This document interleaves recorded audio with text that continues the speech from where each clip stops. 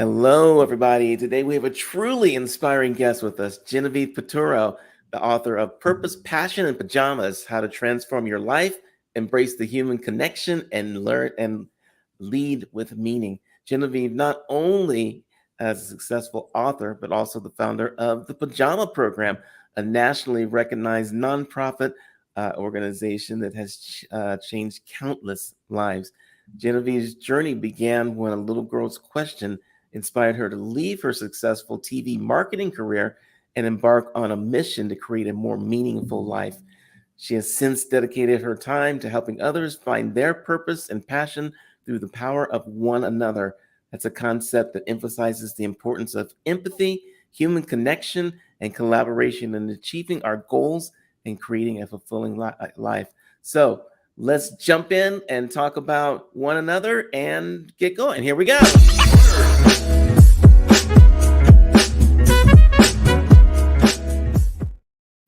Genevieve, welcome to the show.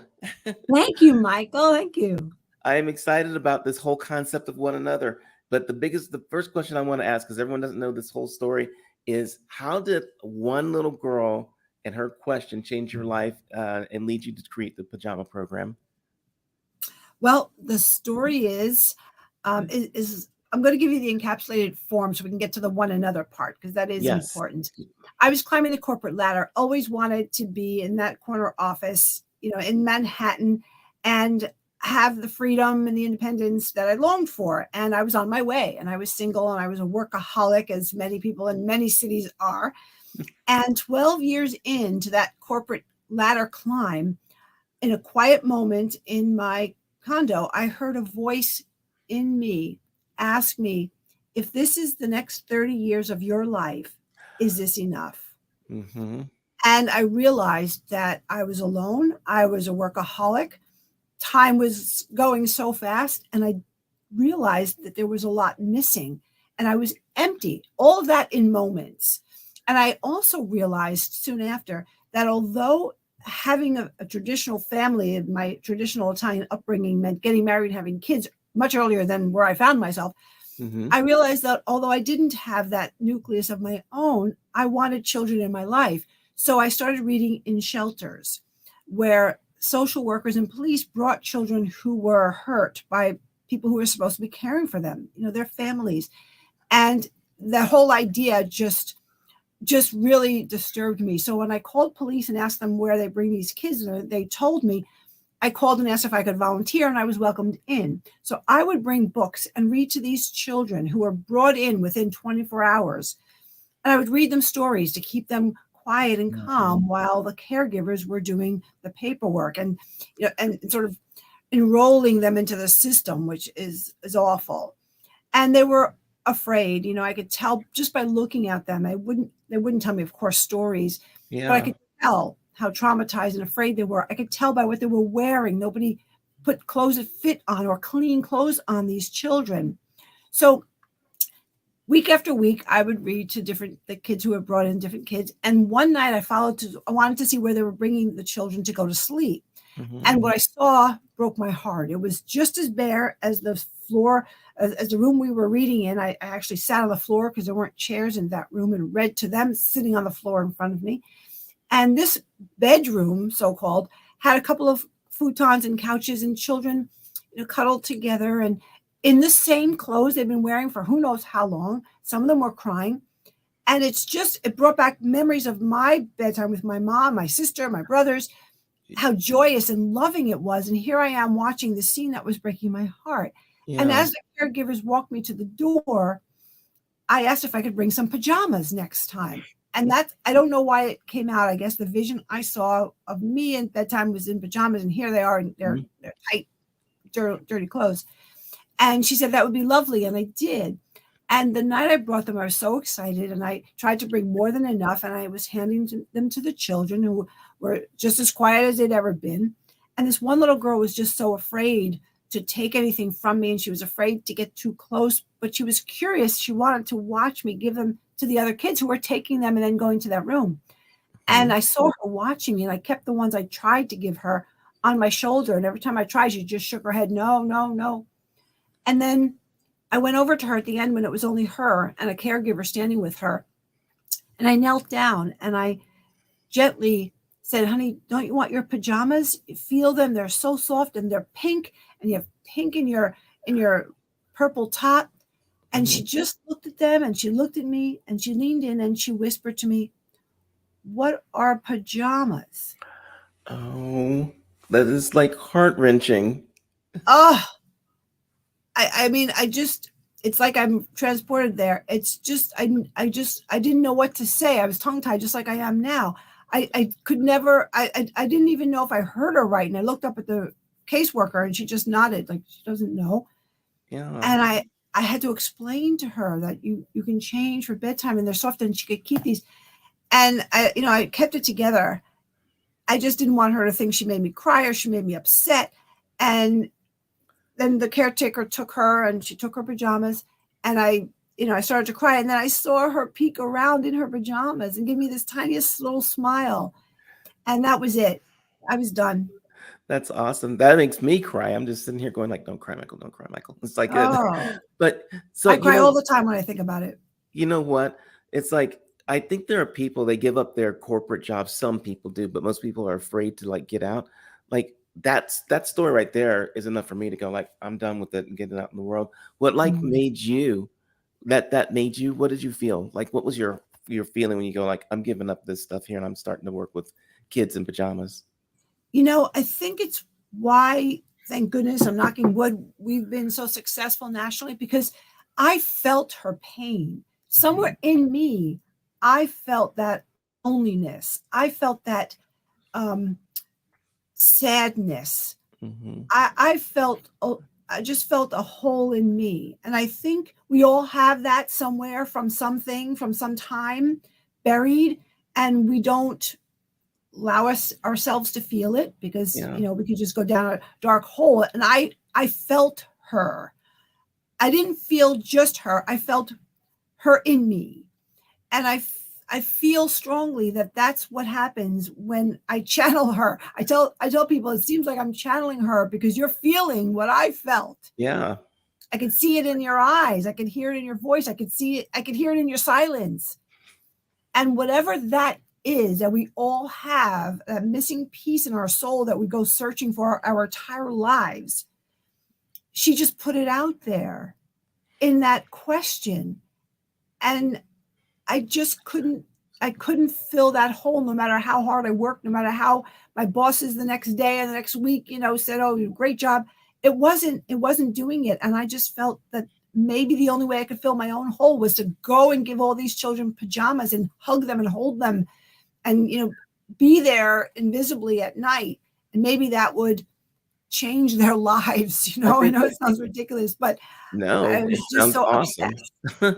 So one of the things I know is, and I really want to jump into this philosophy of helping and the concept of one another, which is your philosophy. And when did you? First of all, I want to just explain what the philosophy of one another is. But how did you know that you needed one another, and we all need one another to make things happen? Because I was afraid to ask for help. So I asked and told no one what I was doing. I couldn't even figure out how to ask for help or how to tell anyone what I was doing because I feared them saying, are you crazy? What are you going to do? How are you going to make money? You have a mortgage. You've been working so hard. You've gotten so far. You had this dream. And what? Giving kids pajamas?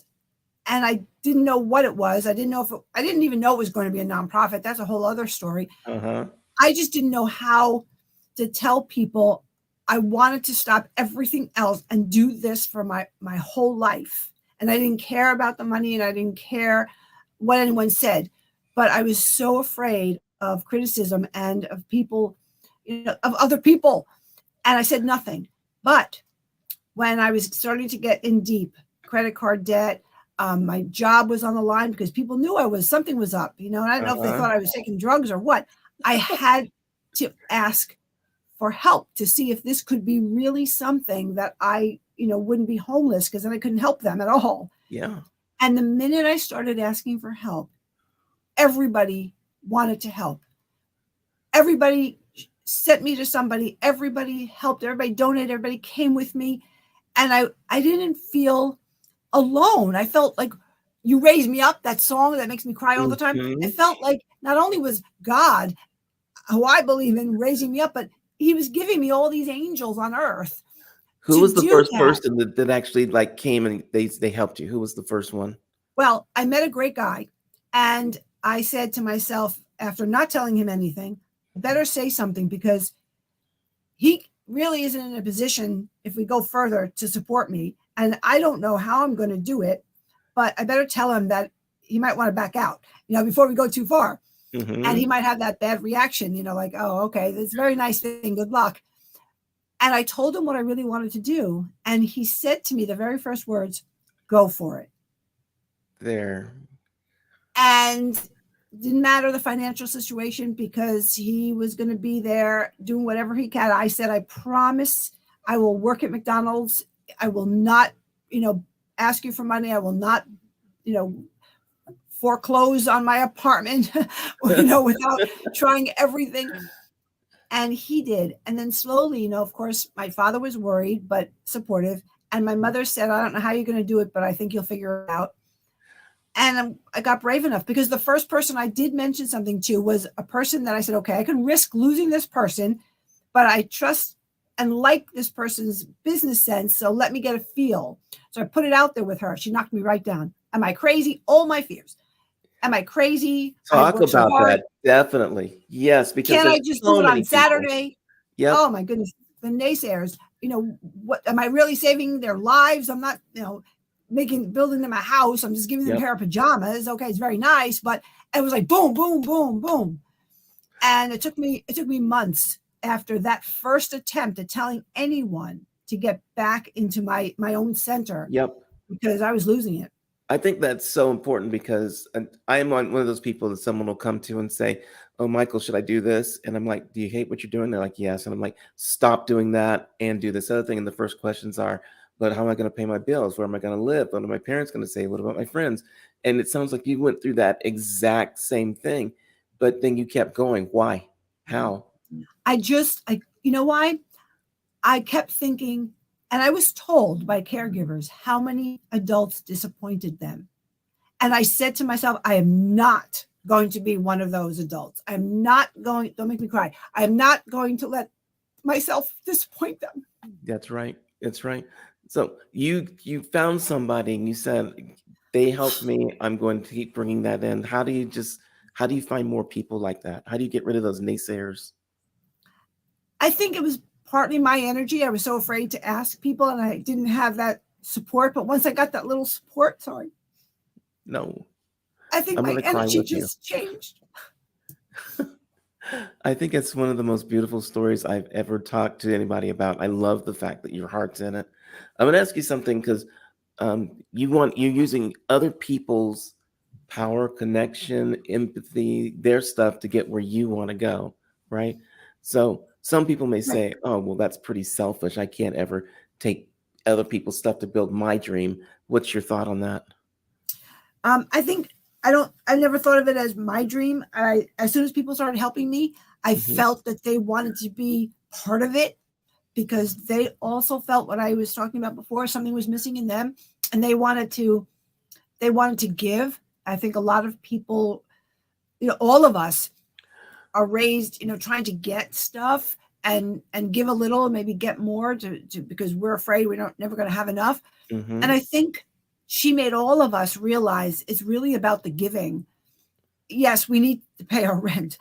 I'm not going to tell you it's fun to be homeless. I don't know, and I've heard it's not. I can tell you it's not. Okay, there you go. We should hear your story then. There we go. We should. But yes, let's hear your story. But I think people felt, and I believe this to the day, that they're a part of growing something, and they are. It's amazing when one person has a vision and they get that first like crazy follower, that first person that says I believe in you, and it can change you, right? So Right. that I'm guessing the first person that you found was that one person. Are they still with you now? Yes, that one woman, she heard me on my local radio station. Somebody told the radio station what I was doing in my hometown, and they interviewed me. She heard it, and I got a call from her, and she said she was in the next state, New Jersey. I'm in New York. And she said, I have to tell you, I heard you on the radio. I have been suffering with a condition, and I haven't been able to get out of bed in months. And I asked God, I've been asking God, show me a reason to get out of bed. Show me how I can be useful. Show me a way. Give me courage. And she said, I think that's you. God brought me to put the radio on and to hear you.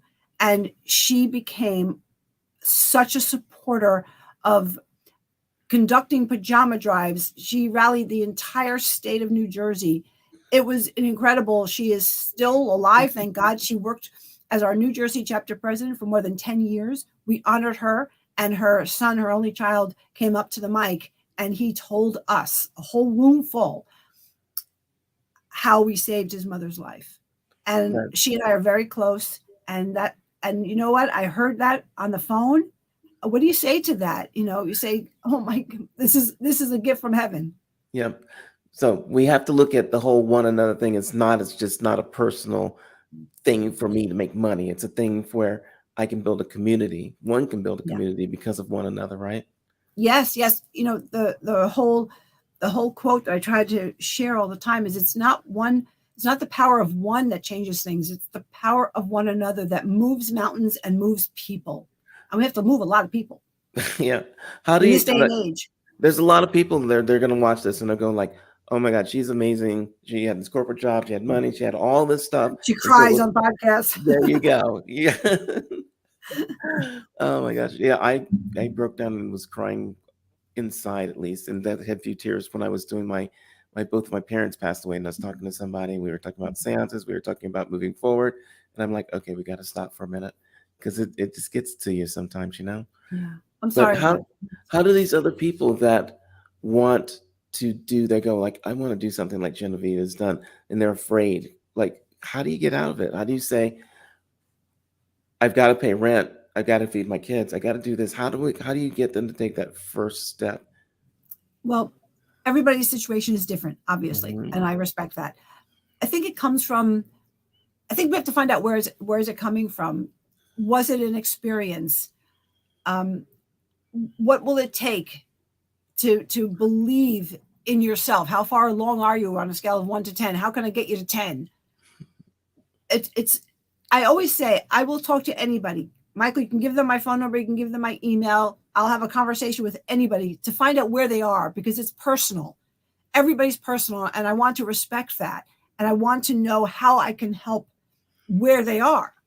So it's about believing. And if you believe in a God, do you Mhm. believe that God gave you this as a gift? Because that's what kept me going in very hard times. I said, I believe this is a gift. This is mine to do. And I don't want to disappoint God, the universe, and of course, these children. So I felt that responsibility, and that gift was precious.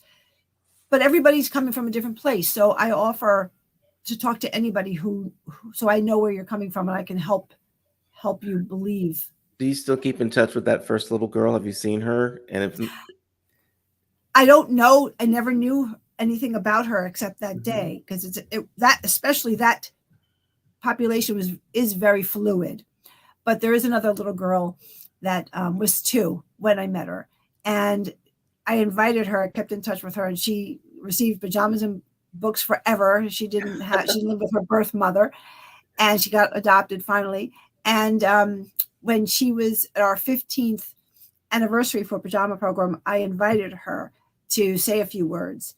And that young lady with grace and passion, who got accepted to college, took the stand. And I showed a picture of her at 2 holding up her pajamas, and you see her there at almost 18. And she talked about the love that she felt every time, she saw me pull up, and every time she came to our reading center and a volunteer read her a story and let her take a book. And every time she got a new pair of pajamas from us, how she felt loved. And she felt that reading regularly with our volunteers gave her, the motivation to read in school and study. And she is a beautiful young lady. That is absolutely phenomenal. I would keep those pajamas forever, and they would be my good luck charm. I just can't see ever giving them up. I would just like wrap them around my neck as like a sweater, that kind of thing. So, so people need to get out there and do what they want to do, help others, others helping them, and build community. Would that be the message of help of one another? Yes, it is. Okay. And it's great when you find something that gives back, but I think everything gives back if you're on your purpose. You can be a Yeah. CPA. You can be anything. It doesn't have to be somebody who started a nonprofit. You can do anything, and if you're living from your heart and you're doing what you feel is your special gift, and maybe it's numbers. It could be anything. Just It, don't deny yourself the gift of recognizing that as your purpose if you love to do it and you're sharing it, and that's contribution. gotcha. And 9 to 5 is not everybody's purpose, not Right. necessarily. Okay. Right. Uh, I want to do something with you a little bit different. Let's learn some more about Genevieve. We're going to play a little game called This or That. And I'm going to ask you a question. I'll give you two choices. Uh, you can choose one or the other. You cannot choose neither or both. Oh Okay. boy. Okay. If you have to explain yourself, we allow that too. Oh, should I be afraid? No, no. That wasn't a definitive no. No, well, it wasn't. No, it wasn't, was it? Okay, let's start. Easy one. Empathy or sympathy? Maybe that's not easy. Empathy. Okay.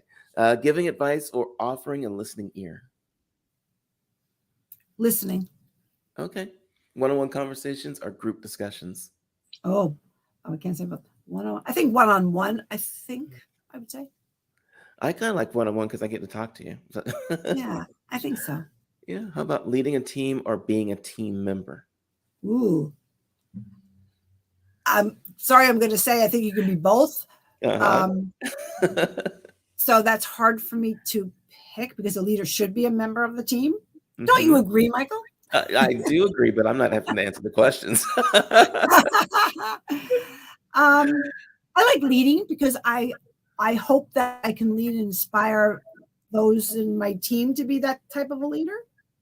You How's know, that? it's fun because like there's not a lot of people that can be leaders, right? Mhm. It's a hard thing to do. How Yeah. about speaking in front of a large audience or having intimate conversations? I like speaking in front of a large audience because I like feeling that Hmm. um, I can see, I can feel the energy, and if there are 500 people there and 10 feel my message, then that's 10 more people who might tell 10 more people. Yep. So I hope that that goes beyond whoever's in front of me. I tend to agree with that, but it ties into this next one. How is about face-to-face communication or digital communication? Because we're Oh talking no, face to face-to-face. face, face to face. Don't even ask that question. That one's I'm not a easy. fan of Zoom. I know it's convenient and it has its place, and I get that. But Hmm. no, I'd rather be face to face. Face-to-face is awesome. How about scheduled meetings or spontaneous catch-ups? Ooh. Um,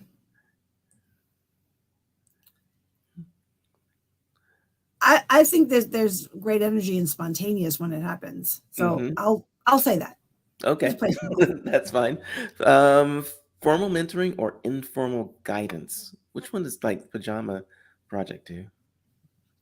Say it again. So Formal. formal mentoring or Yeah. informal guidance? Wow. That's a really good one, Michael. Did you make these up? Well, I someone has to make them up. I mean, Wow. That's a really good one. I like the word guidance. hmm. I'll go with that just because I like that word. Mentoring just to me seems like a little old fashioned. I know we use it, and I'm a quote a mentor, but I like the guidance. Gentle sounds like it's Yeah, gentle, and people will receive it better. yeah. I actually like the word Hmm. guidance too. I think it's like it's not as scary on both Yeah, sides. You know what I yeah, mean? yeah, yeah. And Gentle. so, yeah, I kind of have to agree with you on that one. How about following a strict plan or embracing flexibility? Oh, flexibility, 100%. There we go. Long-term relationships or diverse connections? Long term. Yeah. I used to live in Chicago, and I found that living in Chicago, it takes longer to get the connections, but once you have them, they're friends forever. Whereas when Mm. I was in LA, it's like you'll make friends like this, but if you move a street away or change job, it's done. So two different mindsets there, right? Yes. Um, Let me see. I'm pretty sure I know the answer to this, but how about focusing on personal growth or helping others grow? No, helping others grow. There we go, for sure. You're also helping yourself. So people have to realize that, right? Yeah. By the way, and this is a question here. Do you think that helping others is, I think that helping others is selfish because I love doing that. So what's your Mhm. thought on helping others and how does it play into like your life? Yeah, I think you're right. I think, and I can't tell you how many times our volunteers who we, at Pajama Program need desperately when they would come when I was there every day.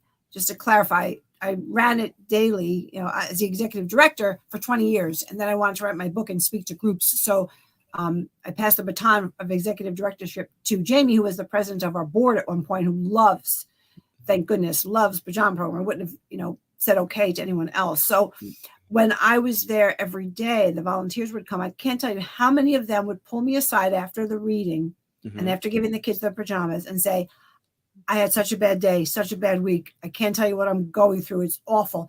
I Yeah. forgot everything. I thank God I came here because I forgot everything for this 90 minutes. And I just want you to know that. And I believe that. That's powerful. I would like just live to get that from one person, just Yeah. that's great. Yeah. And let me ask you one last one. Connecting with like-minded individuals or seeking diverse perspectives. Always diverse. Sometimes it's challenging when you know where you're headed and you Mhm. want to be fair and you want to understand. But I always said if I had to be something or someone, I would have loved to have been a Madeleine Albright, finding a way to bring the issue that's benefiting both, finding it. And I try to do that. Sometimes it works, sometimes it doesn't. Yeah, But I'm always up for that, for trying. good. I have learned quite a bit from just talking to you, and I'm inspired to like keep doing. Actually, even this show to me is like a passion of getting it out there so people can understand different views, and it makes me happy when one little person just goes, "I'm inspired by what the guest said, what Michael said, and I'm going to do my own thing now." Makes me happy. Thank you for Oh, being on. oh, Michael, I want to hear your story. So we have to do this again, and I can ask you the questions, You especially the know last what? one. We are going to do that one day. I'm going to Okay. bring you back. You get to interview, and we'll say, "Yo, Michael, what's up?" I think your listeners would love that because they care about you or they wouldn't be here. So I think they would love that. We'll do that. I appreciate Okay. you being here, Genevieve. I will see you in the future. Thank you Thank you, very much. Michael. Bye bye, everybody.